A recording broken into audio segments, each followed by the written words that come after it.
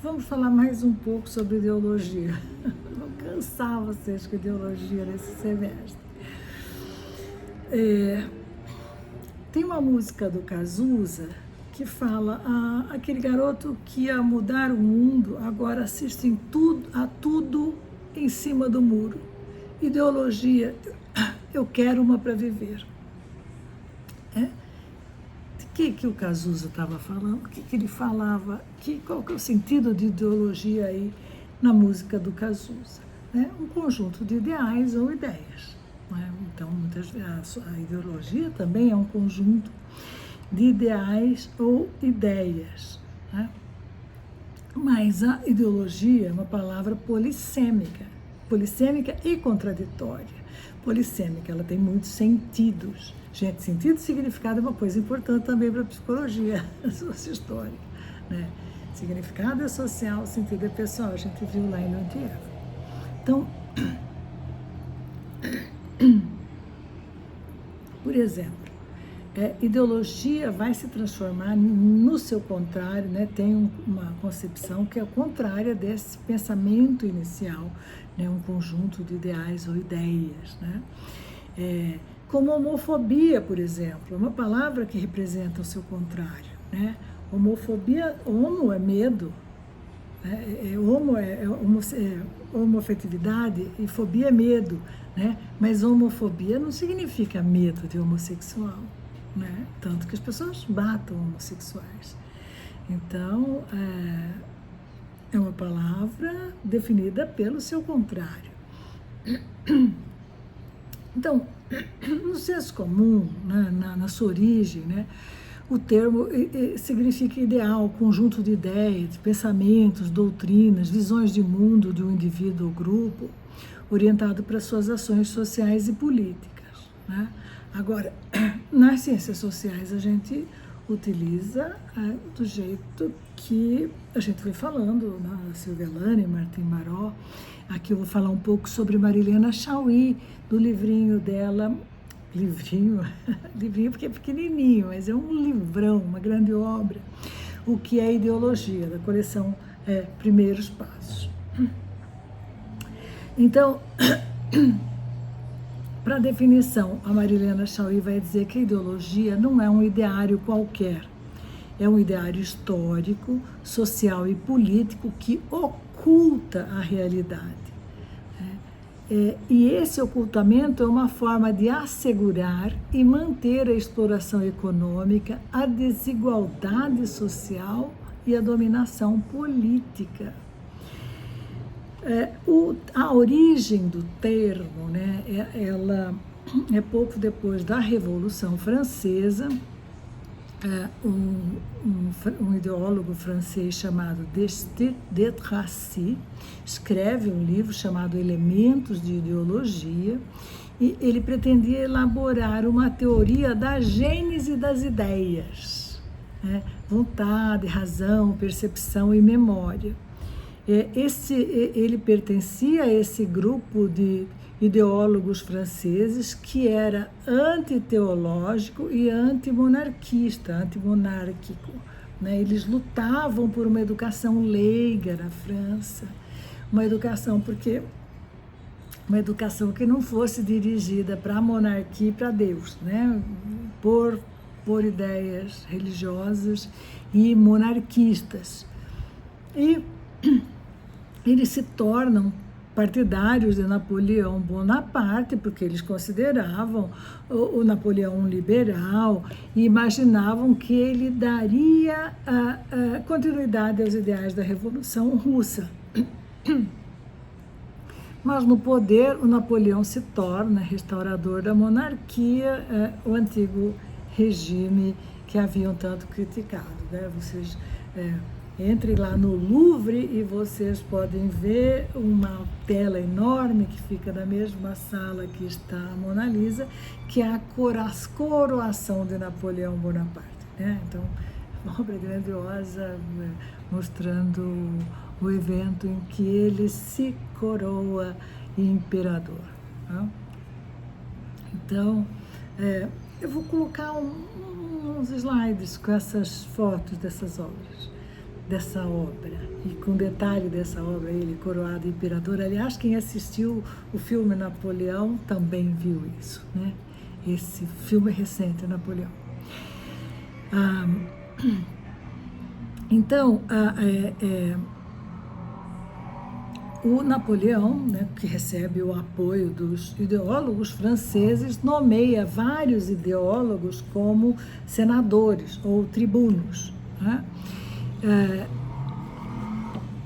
Mas eles começam, quando Napoleão se vê monarca, né? Eles começam a se opor a leis, porque o Napoleão gostava de guerra, né?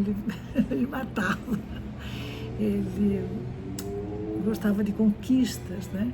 Então eles se opõem às leis referentes à segurança do Estado, em que os regimes totalitários se ancoram. Eles e daí, quando eles começam a se opor, eles são excluídos do tribunado, né, do Senado, e a sua academia, porque eles tinham recebido o direito de dirigir a academia, sua academia foi fechada. Então, os decretos napoleônicos para a fundação de uma nova universidade francesa davam plenos poderes aos inimigos dos ideólogos, e eles passaram para o partido da oposição, né? com todo o problema que a oposição traz consigo, né? Então, a partir daí, ela vai ganhar esse outro sentido, né? Como um sentido pejorativo. Então, o sentido pejorativo do termo ideológico e ideologia vai vir de uma declaração de Napoleão, que num discurso ao Conselho de Estado em 1812 afirma que todas as desgraças que afligiam a França deviam ser atribuídas a essa tenebrosa metafísica dos ideólogos, que, buscando com sutilezas as causas primeiras, quer fundar sobre suas bases a legislação dos povos, em vez de adaptar as leis ao conhecimento do coração humano e às lições da história. Olha, Napoleão era inteligente. Olha como que ele subverte a ordem das coisas, né? Então, Bonaparte inverte a imagem que os ideólogos tinham de si mesmos, né? Eles que se consideravam realistas e antimetafísicos foram perversamente chamados de tenebrosos metafísicos, ignorantes do realismo político. Então, curiosamente, a acusação de Bonaparte é infundada com relação aos ideólogos franceses, mas não seria em relação aos ideólogos alemães criticados por Marx no seu livro A Ideologia Alemã. Então, Marx vai conservar o significado napoleônico do termo, né? Sim, ideólogo é aquele que inverte as relações entre as ideias e o real. Assim, a ideologia, que inicialmente designava uma ciência natural de aquisição pelo homem das ideias calcadas sobre o próprio real, passa a designar daí por diante um sistema de ideias condenadas a desconhecer sua relação com a realidade. Vejam que interessante. Em outras palavras, a ideologia mascara a realidade. É uma ideia, discurso ou ação que mascara um objeto, mostrando apenas sua aparência e escondendo suas demais qualidades. Então, essa concepção marxista do termo pode ser apreendida a partir da análise que Marx realiza, tendo como objetivo privilegiado um pensamento historicamente determinado, porque Marx não separa a produção das ideias das condições sociais e históricas nas quais elas são produzidas, o que por si só já caracteriza a ideologia que a Chauí caracteriza como um corpo explicativo, né, que tem representações, e prático, que tem normas, regras, preceitos, de caráter regulador, cuja função é dar aos membros de uma sociedade dividida em classes uma explicação racional para as diferenças sociais, políticas e culturais, sem jamais atribuir tais diferenças à divisão da sociedade em classes a partir da divisão na esfera de produção. Né? As diferenças não acontecem por causa da divisão da sociedade em classes, mas por causa da diferença entre os homens. Tem os trabalhos que são preguiçosos, né? Toda essa ideia de meritocracia, né? Etc. Então, pelo contrário, a função da ideologia é de apagar as diferenças, como as diferenças de classe, e fornecer aos membros da sociedade o sentimento da identidade social, encontrando certos referenciais identificadores de todos e para todos. Né? Como é que a gente entende, por exemplo, o policial negro perseguir o negro na rua? Com quem que esse policial se identifica quando ele persegue o negro, sendo ele negro? Então, né, certos referenciais identificadores de todos e para todos, como, por exemplo, a humanidade, a liberdade, a igualdade, a nação, o Estado, a família, etc. Bom, a história começa com a divisão social do trabalho, que ao separar os homens em proprietários e não proprietários, dá aos primeiros poder sobre os segundos. Né? Os proprietários têm poder sobre os não proprietários. Né? Estes, os segundos, os não proprietários, são explorados economicamente e dominados politicamente. Estamos diante de classes sociais e da dominação de uma classe sobre a outra. Eu sei que vocês já viram isso com outros professores, em outras palavras, em outras disciplinas, e aqui a gente está pensando a ideologia do ponto de vista da psicologia, né? Do ponto de vista das consequências psicológicas. Então, a divisão social do trabalho através do direito, o Estado aparece como legal, ou seja, como Estado de direito. O papel do direito ou das leis é o de fazer com que a dominação não seja tida como uma violência, mas como legal. E por ser legal e não violenta, deve ser aceita. A lei é direito para o dominante e dever para o dominado. Ora, se o Estado e o direito fossem percebidos nessa realidade real, isto é, como instrumentos para o exercício consentido da violência, evidentemente, ambos não seriam respeitados e os dominados se revoltariam. Então, a função da ideologia consiste em impedir essa revolta, fazendo com que o legal apareça para os homens como legítimo, isto é, como justo e bom. Assim, o legal é justo e bom? É justo e bom que políticos corruptos não sejam presos, mas a mulher que rouba uma lata de leite seja? Né? É justo e bom? Né? O legal é justo e é bom? Então, assim, a ideologia substitui a realidade do Estado pela ideia de Estado.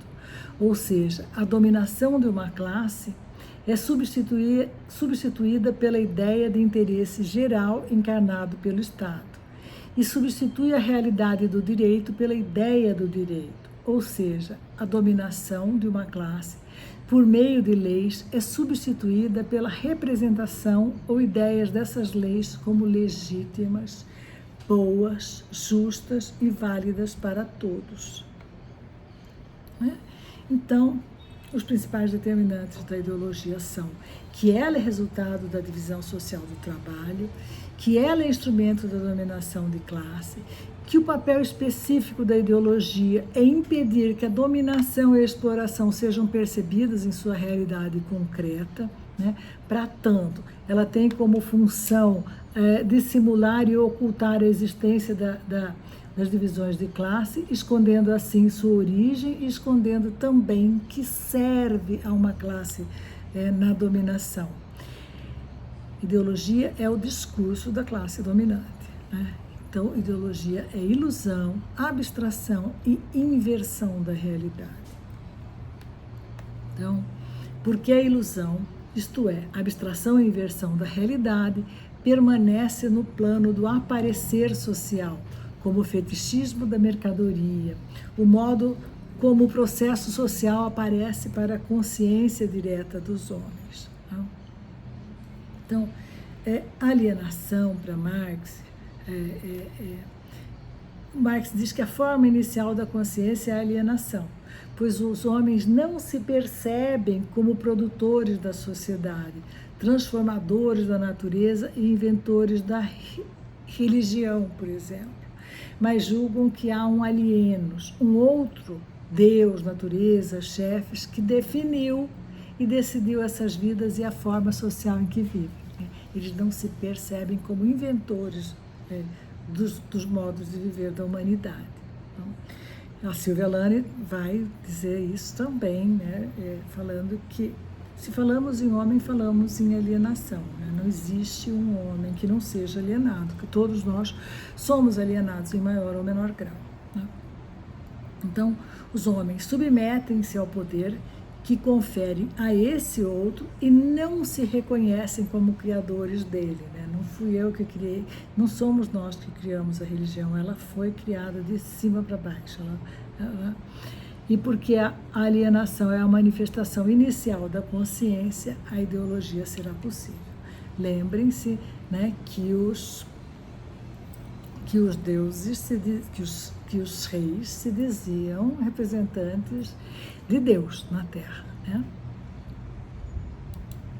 Então, a ideologia propriamente dita, isso é, o sistema ordenado de ideias ou representações e das normas e regras como algo separado e independente das condições materiais, visto que seus produtores, os teóricos, os ideólogos, os intelectuais, não estão diretamente vinculados à produção material das condições da existência e exprimem essa desvinculação e separação através das ideias. Então, faz parte da ideologia burguesa afirmar que a educação é um direito de todos os homens. Mas todos os homens têm acesso a uma educação da mesma maneira, de qualidade, né? Todos os homens têm condição de ficar na educação, de permanecer na educação desde os anos iniciais até o mestrado ou doutorado. Né? Entre as tantas contradições, há a que existem entre os que produzem a riqueza material e cultural com seu trabalho e aqueles que usufruem dessas riquezas, excluindo dela os produtores, porque estes encontram-se excluídos do direito de usufruir dos bens que produzem. Estão excluídos da educação, que é um desses bens. Né? Em geral, o pedreiro, por exemplo, e o marceneiro que fazem a escola e as carteiras são analfabetos e não têm condições de enviar seus filhos para a escola que produzem. Então, a ideologia, para Chauí, é produzida em 3 momentos fundamentais. Inicia-se como um conjunto sistemático de ideias produzidas pelos pensadores de uma classe em ascensão, para que essa nova classe apareça como representante dos interesses de toda a sociedade, representando os interesses dos não dominantes. Uma vez sedimentada e interiorizada como senso comum, a ideologia mantém-se mesmo após a vitória da classe emergente sobre a classe dominante. Mesmo que a classe dominante seja percebida como tal, mesmo que os dominados percebam que a classe dominante defende seus próprios interesses, essa percepção não afeta a aceitação das ideias e valores dos dominantes, pois a tarefa da ideologia consiste justamente em separar os indivíduos dominantes e as ideias dominantes, fazendo com que apareçam como independentes uns dos outros. A gente vê as pessoas que se ligam a um determinado grupo político, não se deixam afetar com as notícias que vêm. Essa percepção não afeta a aceitação das ideias e valores daquele grupo. A gente está vendo isso. Eu vou parar aqui e continuar num outro vídeo para não ficar muito longo.